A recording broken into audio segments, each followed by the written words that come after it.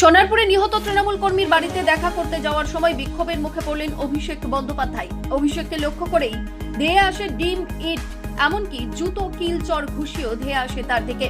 শনিবার সোনারপুরে নিহত তৃণমূল কর্মীর বাড়িতে দেখা করতে যান অভিষেক বন্দ্যোপাধ্যায়।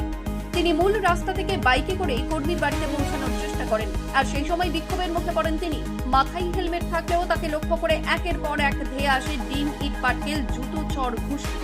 ভেঙে যায় তার চশমার কাঁচ, জামা ছিঁড়ে যায়, তার চোখেও আঘাত লেগেছে বলে তিনি জানিয়েছেন।